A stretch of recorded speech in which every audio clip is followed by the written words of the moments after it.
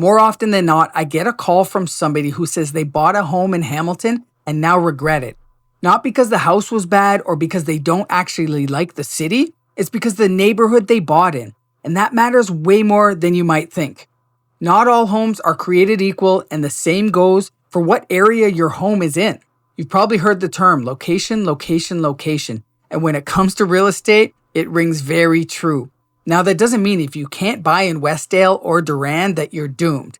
But knowing what areas to avoid completely and what streets to avoid within certain areas is an important part of the buying journey, because you want to be sure that you can resell your home once you're ready to move on. You don't want to be paying an arm and a leg in insurance because your area has a higher crime rate.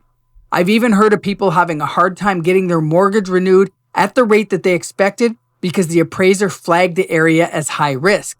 So in this video, I'm going to walk you through 5 Hamilton areas, at least parts of them, to be careful with and exactly why. And I want to be clear up front, I'm not blanket writing off entire neighborhoods here. The North End, for example, is actually a great area, especially for first-time homebuyers. So it's not on my list, but there is something close by that is. This is about to get granular because certain pockets and certain streets, not entire neighborhoods, are where I might tell you to be careful. Starting with Parkview, which may sound like a nice name, but it sits in the northeast end right up against the East Hamilton industrial area, the stretch bounded by Nash Road, Grays Road, Barton Street, and the QEW. Most of Parkview is a solid, affordable buy, but the closer you get to the industrial footprint, and specifically anything close to Barton within Parkview, the more you're dealing with truck traffic, noise, and proximity to heavy industry that shows up when a buyer's lawyer or inspector starts asking questions. It's not a crime issue here, it's a livability and resale issue. Just a few streets south of Barton, and it's a completely different experience, but also a different price point. If you're looking for an alternative to Parkview, but with price points that aren't too much higher, you can check out homes in Normanhurst or Homeside, where you'll notice a big difference in terms of quality of life. Next is Keith, which sits just west of the North End, which is a bit of a gem.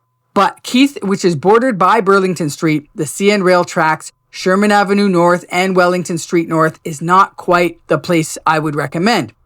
It's a genuinely historic neighborhood, century homes, old worker cottages, and it's been going through a bit of a revitalization the last few years. But it grew up as a working class neighborhood built around the old industrial core, and it still sits right in that footprint. Truck traffic, proximity to railroad and industry, smokestacks, etc., and a slower recovery than its neighbor to the west, the North End. If you're comparing the two, understand it's a different animal, even though they're right next to each other. So if you are looking for an alternative to Keith, I would definitely recommend checking out the North End, which has some homes that are a great buy right now, especially for first-time home buyers. It's also a working class neighborhood with many homes that show pride of ownership, and there are a number of thriving businesses in the area. Plus, you're a stone's throw from some of the hottest restaurants and shops on James Street North, as well as Bayfront Park and Pier 8. But like I said, the blocks closest to the old industrial land north of Burlington Street still carry environmental legacy concerns from decades of steel production next door, and also have the railroads that pass through the area.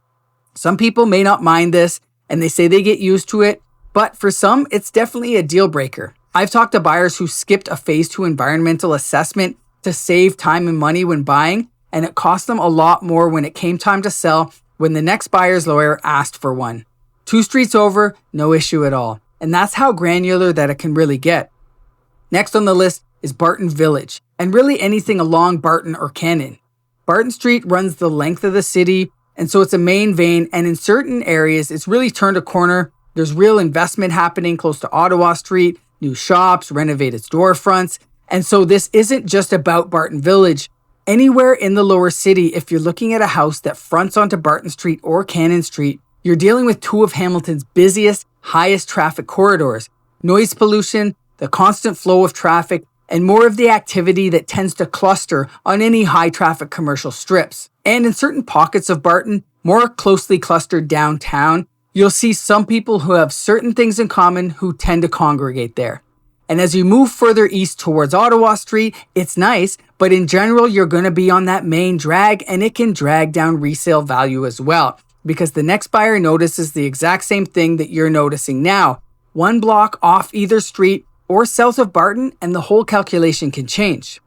Number 4 on the list is Upper Stoney Creek. Stoney Creek in general has been one of Hamilton's strongest growth areas, but unfortunately, Upper Stoney Creek, at least certain parts of it, have a real documented problem right now.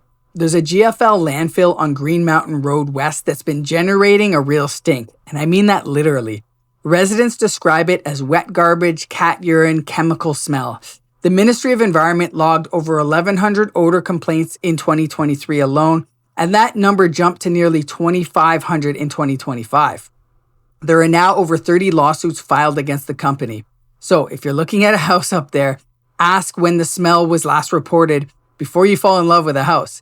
And visit at different times of the day to see whether it's affected by the smell. Don't count out all of Stoney Creek because of this. Like I said, in general, it's a fantastic area. It's just one pocket that you want to avoid near the landfill. 5th on my list is Central Hamilton, but not every street by any means. Downtown Hamilton, Central Hamilton, whatever you want to call it, is actually a very cool area. The architecture is amazing. Some of the best restaurants are scattered throughout the downtown. It's got walkability, some of the best value per square foot in the city, but it's not uniform across every street downtown. There are specific streets where you're trading that walkability for issues that you may not want close to your family home. This is definitely something you want to pay attention to if you're considering Central Hamilton. Don't buy just off a listing photo. Walk the actual block, ideally at a couple different times a day, way before you write an offer. As a general rule of thumb, you want to stay south of Barton and further up the block off Barton or Main if you can, because there are some beautiful homes in some amazing family-friendly pockets at very reasonable prices. But like many downtown areas these days, there are some unfortunate realities that come with certain areas. So don't make the mistake of buying in the wrong street just because it looks like a nice house at a great price.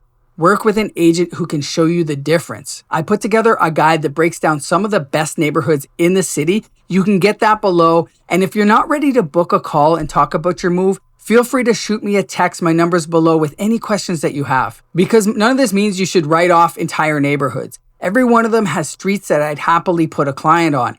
What it means is don't assume that the whole area is the same deal. Ask what's actually happening on specific streets before you write an offer, not after.